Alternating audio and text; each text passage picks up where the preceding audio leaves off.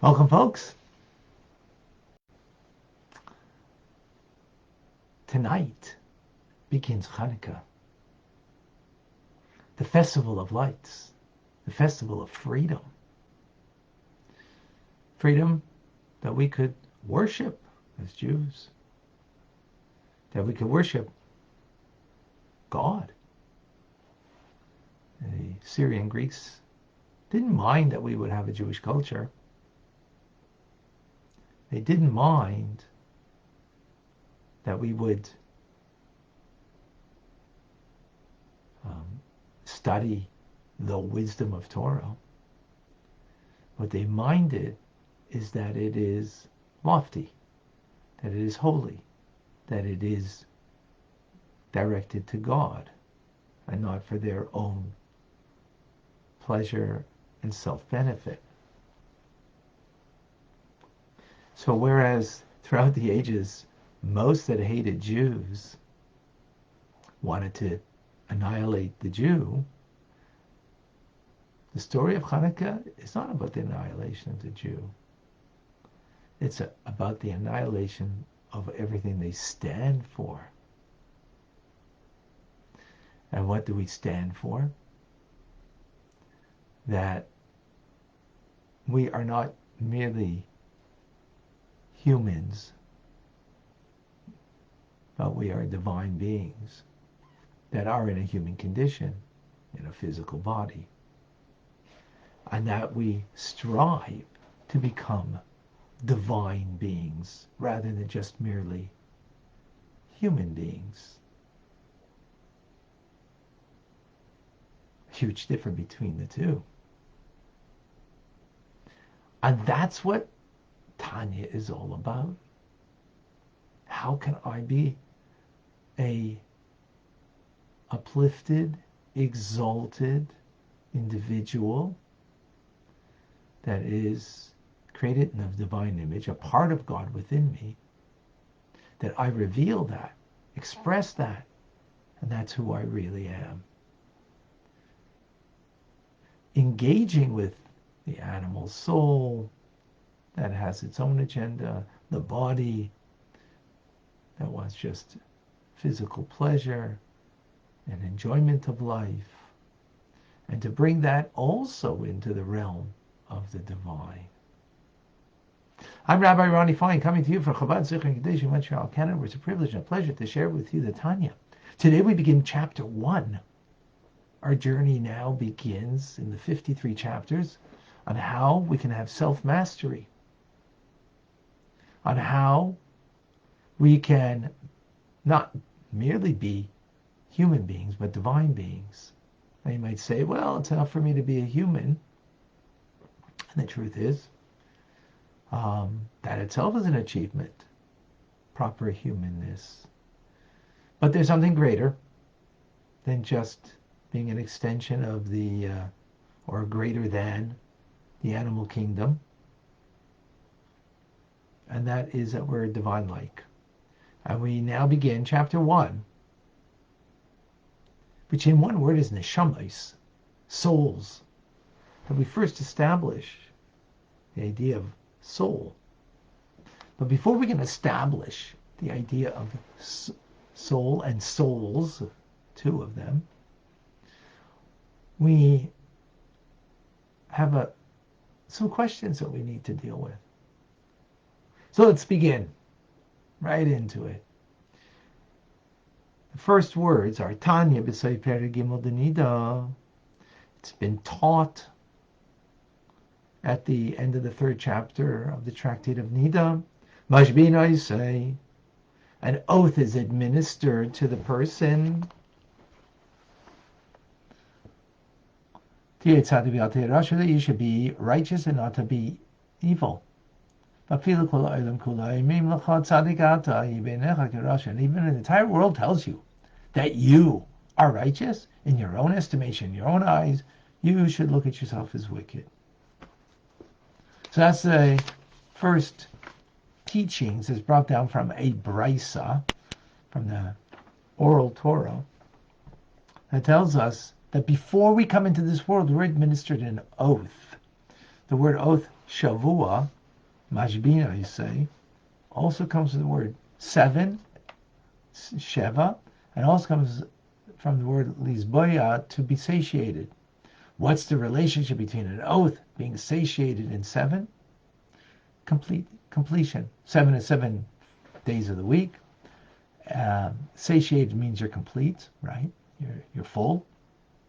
And an oath is to make you full and complete in your words, right? It completes your words.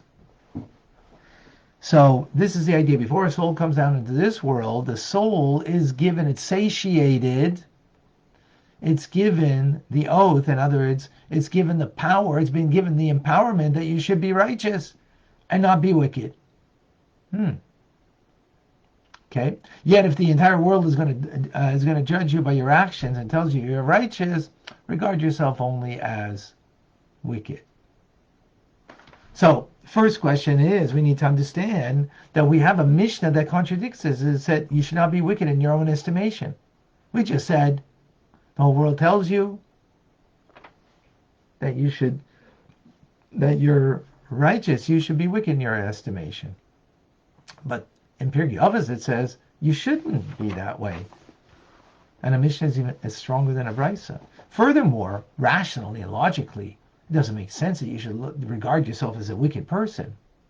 How could the teachings tell you that? Because that will bring you to a grieved and depressed heart, which is not good. You got to serve God with joy. You have to serve with joy, and you won't be able to. On the other hand, if you don't have any grieved heart and you just, always jolly, then you're not going to be able to serve God properly. You'll have irreverence before Him.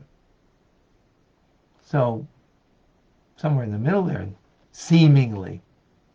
So, to understand this matter, what it means righteous, what does it mean wicked, those words? The word wicked is, it's not so PC, but we'll explain. So we find in the Talmud that there's 5 different types of people. There's 2 levels of the righteous. Righteous man, person that prospers and one that doesn't prosper materially. A wicked person that prospers and one that doesn't prosper. And then you have a Beinoni, intermediate. Right? So the Gemara, actually, the Talmud explains these 5 types, who they are. So you have a consummate righteous, so it's like a noun telling us a consummate righteous person, a not consummate righteous, a consummate evil person, and a non-consummate evil person, and again the Beinoni, right? So the one who prospers is because they're consummate. No contradiction here, it's the same idea. And then the Zohar explains these 5 levels and just gives a deeper understanding of that the consummate righteous person is someone who the negativity, the evil that is inside of them is completely nullified. Completely nullified. So it's just describing what it means a consummate righteous person, that whatever negativity, because we're all born with something negative and evil and negative in us, right? We're born with it. Meaning, a baby comes out and cries for themselves. They don't cry for anybody else. So we are very self-absorbed, self-centered. And fine, that's the way God made us. And so the complete righteous person has taken that nature that is self-directed, has completely nullified and subdued it, and made it subservient to his good nature. And so on. Further, the Talmud tells us elsewhere that the righteous are judged or motivated and ruled by their good nature.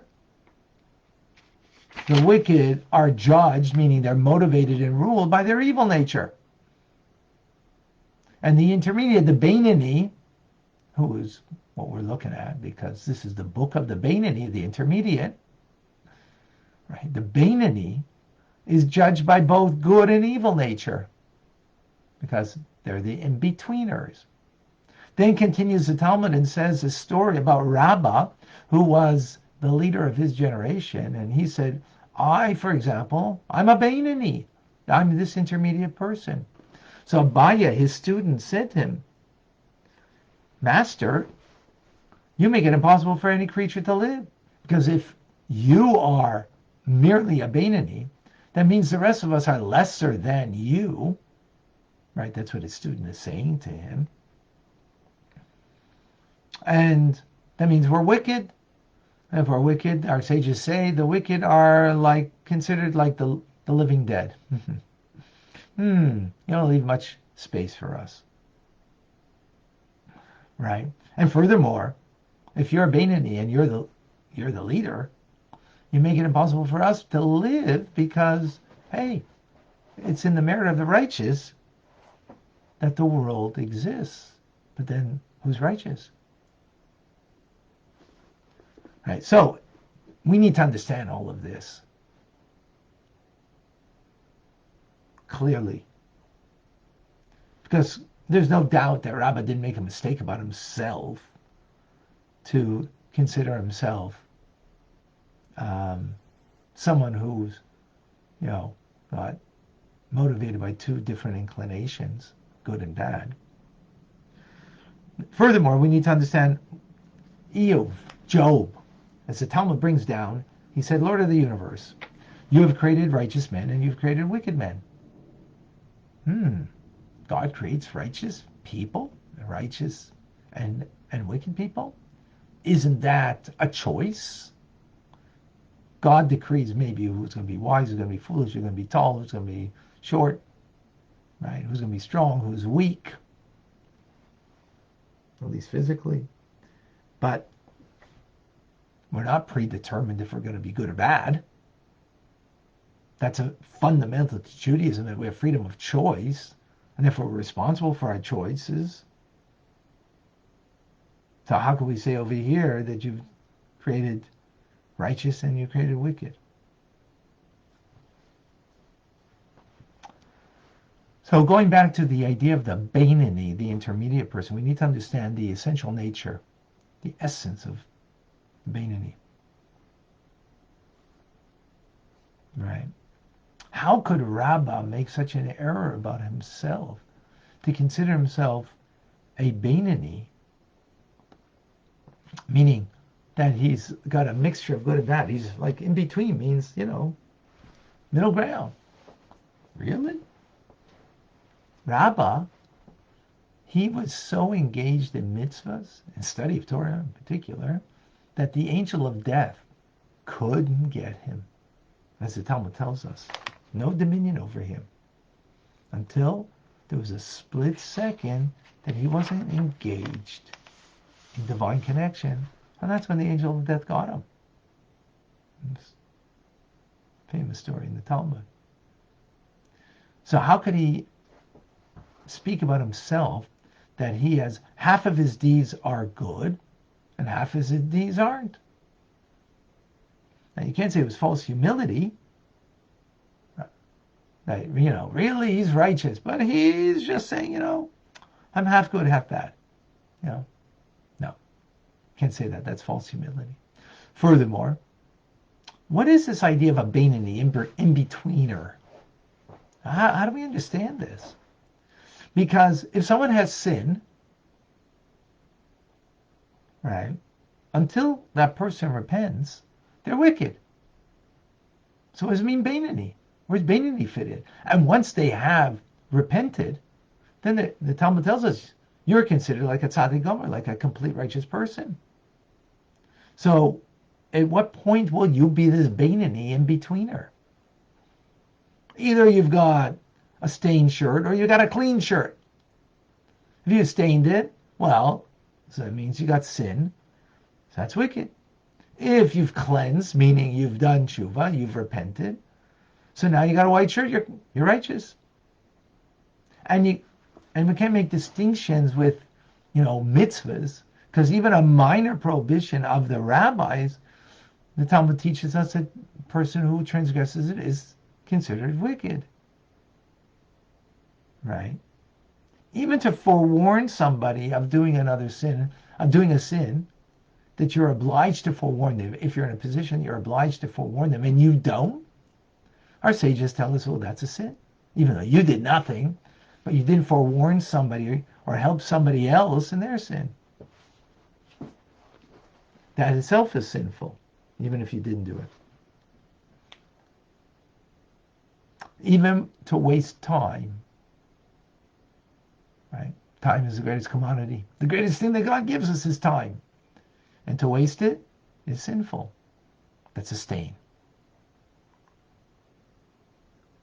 So we must conclude that the Beinoni is not even guilty of neglecting the study of Torah. That's why Rabbi could make a mistake and think that it was merely a Beinoni. Because a Beinoni doesn't waste time, doesn't neglect their study of Torah when they have a free moment. That's what we must say. So that doesn't give us a clear definition. We will get there to the clear definition. We're just creating the launching pad, as if you will, for the discussion of what is this Beinoni. Right. In a note, a side note, the Zohar brings about a person who sins are few is classified as a righteous person who suffers. So now that Rabbi explains it, that was Rabbi Hamnuna's question to Elijah the prophet. But in the answer is no, the righteous man who suffers is someone who has an evil nature and it's subservient to their good nature. Yet we need to understand Rabbi Hamnuna, because we know that even a havamina, which means a thought that in the end is not the conclusive final understanding, but an original idea, an original thought that is in the Talmud is also means something. So therefore, Rabbi Huna's original intent that someone who has a few sins is still considered someone who is righteous, but suffers because they have a few sins. So the Alter Rebbe says, well, meaning that there are 70 faces to the Torah. The Alter Rebbe is explaining this idea of righteous, of wicked, and Beinoni, the intermediate, in a more profound, deeper, ultimate way to understand the teachings. And that will become clarified as we go along. So that concludes today's teaching. Tomorrow we will conclude the first chapter, which gives us an understanding. Well, we won't have the answers to our questions, but we will have an understanding of the concept of souls. Before I let us see some questions.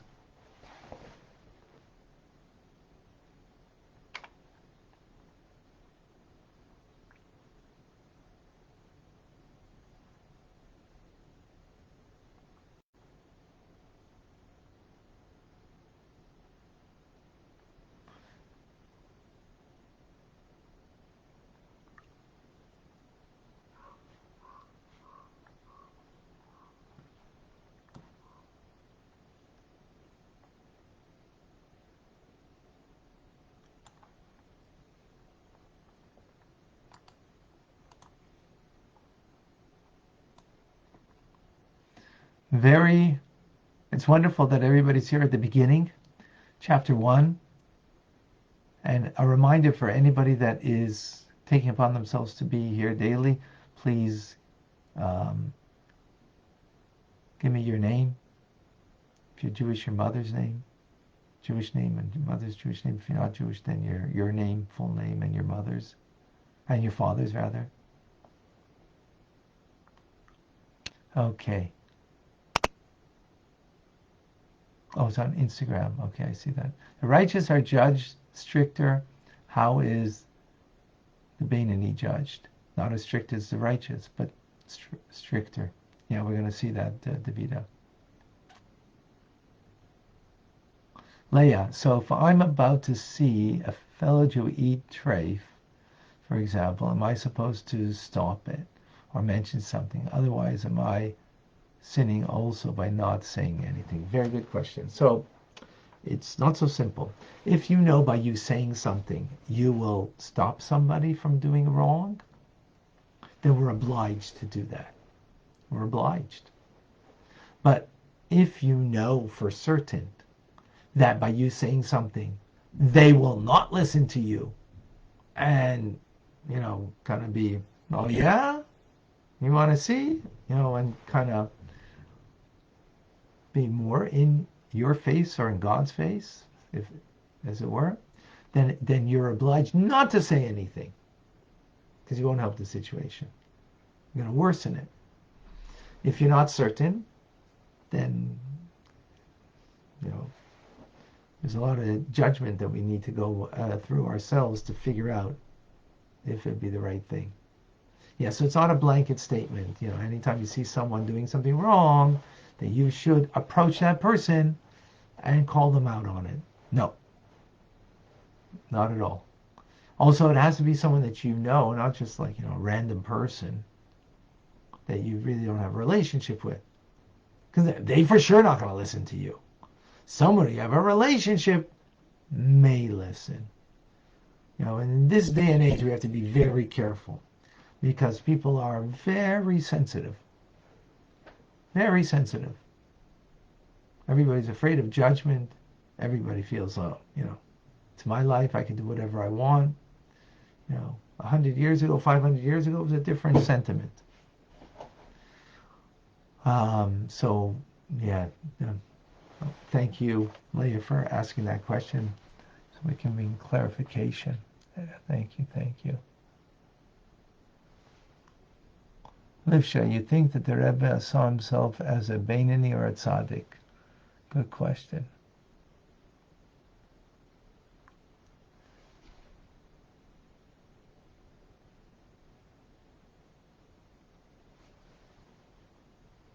Brian. Trying to make out your question. What if a person suffers from severe depression? Okay, mental health issues. So you got to be careful. Also, so can a Jewish person like that serve God with joy? Excellent question. And probably, a person like that needs mental health professionals. I don't, if the person's really suffering from depression, clinically depressed as opposed to you're just down and out on things. That's a big difference. Vicky, is it possible to judge our own level of spiritual maturity with our ego? Very good question, Vicky. So we actually have to. We have to know our virtues and our shortcomings. We have to know what we excel at and what we need, some help with, and what we need fixing. We need to know ourselves. We have to be honest with ourselves. Now, being that we are, by the way, the title I'd like to give everybody here, BIT, Beinoni in training. That's who we are. We're not a Beinoni, but we're a Beinoni in training. Because that's what we want to strive, that we can have mastery over every action that we take, that it aligns with the divine will. Every word that we express, likewise. And every cogitated, meditated, willful thought, that it also aligns with the divine will. What we're needed for. What we were created for. Not merely what we want, right? So very important. Yes, Vicky, we need to know. So we're going to know that with our ego, with our self-love, and we try to be as objective as we can so we can know the truth of ourselves. Because when you know the truth about yourself, then that gives you the opportunity that you could grow from there, improve. When you're not knowing yourself and you're just doing and so on, that doesn't mean there won't be growth, but it will not be the same. Because you won't know exactly where the challenge is necessarily, where you've got to work harder on, and where your special gateway in divine connection is through the unique things about you and what you've been gifted with and how to serve greater with that. Excellent, thank you. Which texts would you recommend? So Brian, you'll have to reach out to me afterwards, okay? Because I'm not certain. Jennifer, if a friend who does not eat kosher asks me to their home for Shabbos dinner and knows that I eat kosher, how do I politely decline? I appreciate your beautiful offer to come over.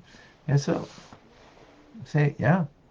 So I eat kosher, and if we could work it out that we have kosher in your home, either getting from a caterer, for example, right? Or whatever. Or, doing it in your kitchen and bringing it to her home, whatever.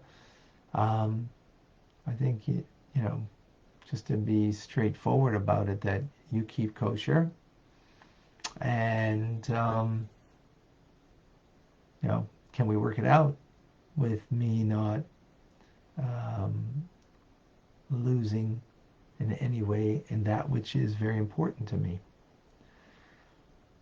which Jennifer is really about respect. Someone invites you, so you might say, well, respect her. Well, and just go. No, that's not called respect. But, respect means that you have something that's important to you, right, for you, of you, and that's you keep kosher. So a person, maybe they don't keep kosher, or it's not important to them. They say, well, let that come between us. No. Let's do it in a way that I can keep my integrity. And there are ways. I don't know how that can be done.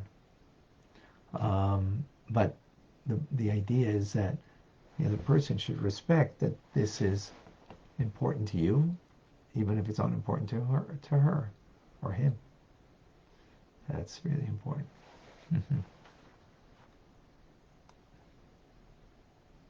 So the onus is, so to speak, more on the other person, that they be respectful to your needs.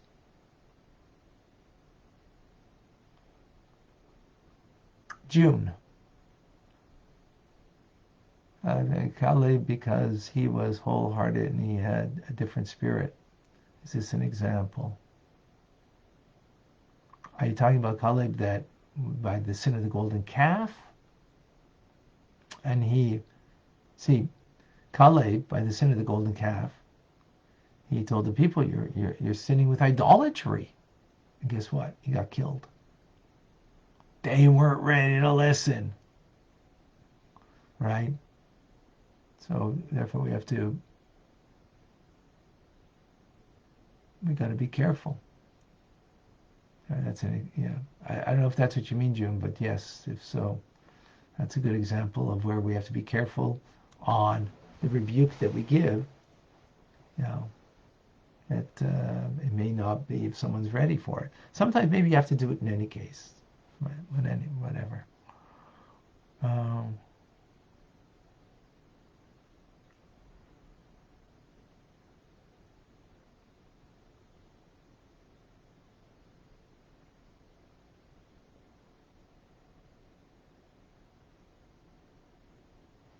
Okay, Vicky, let me think about that. Okay. What is the advice for people unable to eat kosher? keep as much as you can. Life is not black and white, all or nothing. If you eat kosher meat, for example, but maybe, you know, you have some products that are not kosher, or if you don't eat shellfish, lobster, right, crab, but you might eat some other things that are not kosher, well, in that instance, you're keeping kosher. If you go to the store and you could have bought potato chips that are not kosher, but then you say, hey, let me buy potato chips that are kosher. Or if you bought mayonnaise that's not kosher, and then you say, hey, you know what? Let me buy mayonnaise that is kosher. By the way, I'd suggest, besides like the meat and some fish that are, the seafood type of stuff, that it's 95% easy to keep kosher, because you can get mayonnaise that's kosher, you can get ketchup that's kosher, you can get chips that are kosher, you can get cookies that are kosher, you can get, so the meat is, a little more difficult. And I remember going many years ago into a store in a little small town, and we were staying for a few days, and 50 Jews in the entire town, and we were able to find lots of kosher stuff because it's national products that are kosher.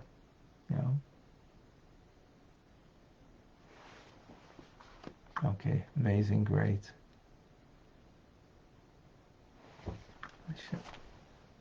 Okay.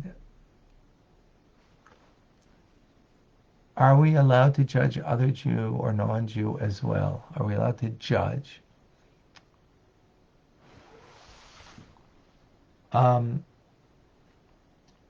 You of course you judge actions. This is right, this is wrong. But you don't say, oh, you did this thing wrong, you're evil. No, that's not. Right? That you judge the action, that the action was wrong, but you don't judge the person. That's the rule of thumb.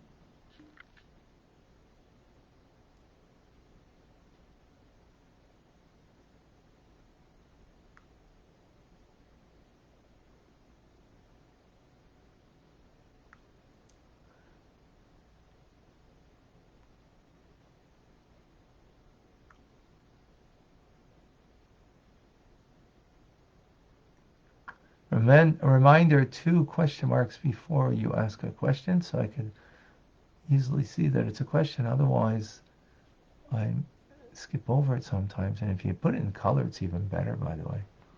Makes it easier. I don't see Elishaba's question. Looked for it.